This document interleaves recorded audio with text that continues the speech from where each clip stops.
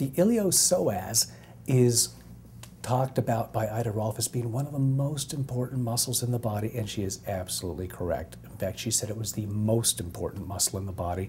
It has huge implications for posture.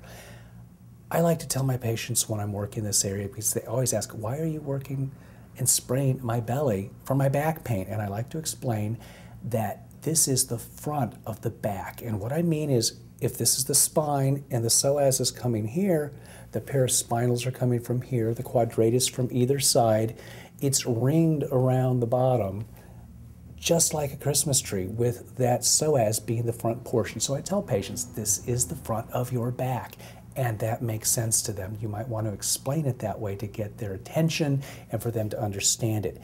It's actually attaching all the way from T12 through L4 or 5, depending on who you're reading, and then it attaches inferiorly down to the lesser trochanter.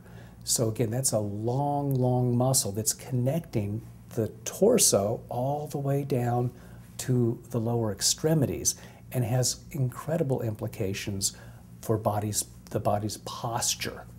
It's also part of what Tom Myers in his Anatomy Trains book called the deep front line. And many times if you do a spray and stretch on the psoas and you fail to get any kind of results, oftentimes if you spray the muscles involved in the rest of that anatomy train line, you can get the psoas to release much better.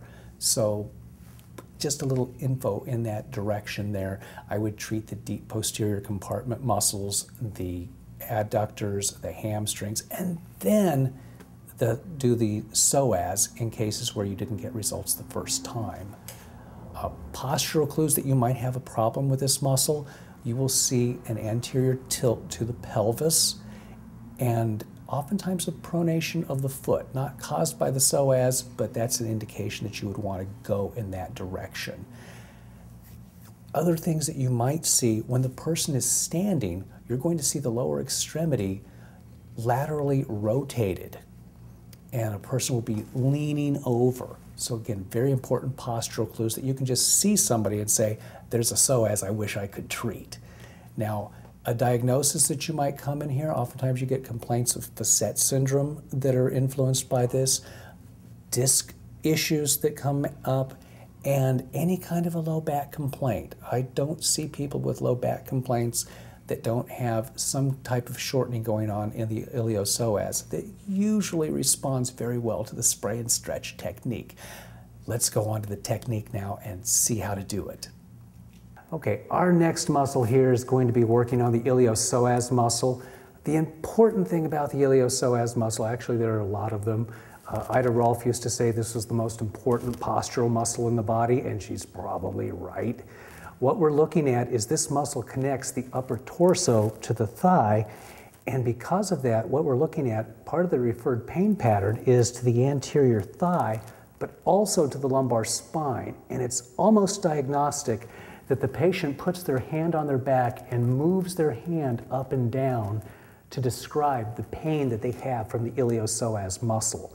The other thing that it tends to do is it tends to create an anterior tilt to the pelvis, along with the work of the rectus femoris that we were speaking about earlier.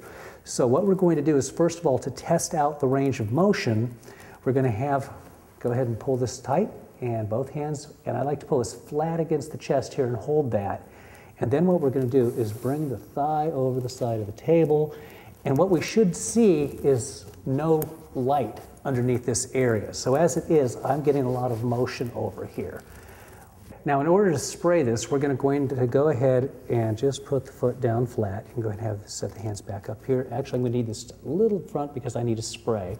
And what I want to do, as soon as we put the leg down, we notice we get what looks like to be an apparent increase in range of motion. Again, that goes away as we push the thigh back up. So what we're doing here is we're going to be spraying through the abdomen, right about the level of the umbilicus, coming all the way down the anterior thigh. So we're going to put a little bit of pressure here. Now, deep breath in through the nose and exhale. And I'd like you to look up and away from the spray as we do this. That'll increase the effectiveness of the stretch.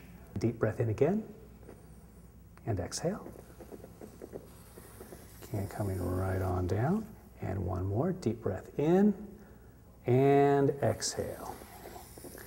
Again, motion's looking pretty good.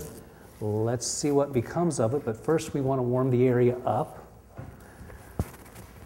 So what I'll do is put the pad over the abdominal area and then back down and just let that warm up.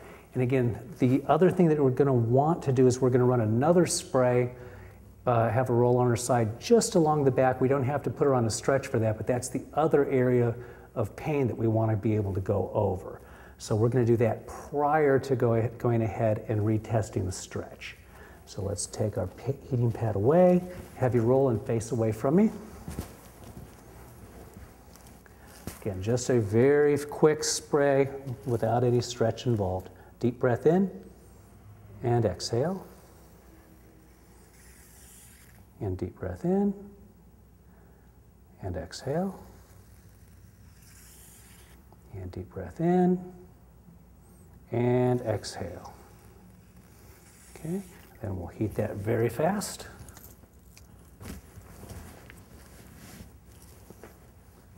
You'll notice that the position we were in was a modified Thomas test position, but we did it on the side of the table rather than at the end of the table, because at the side of the table you can immediately treat. So let's go ahead and roll it back on the back. Okay. And then to get back into our position, we're going to pull that flat against the chest and bring this over the edge and just let it drop down. And this time we have no light. I can't get my fingers underneath there, and that should have had a major effect on any anterior tilt that we might have had in the pelvis. Bring her back up out of that. Okay, now for a stretch, what she would do for this would be to come into a hurdler's type of position, lean forward, and then tip the pelvis up, and we should feel a stretch right in through this area.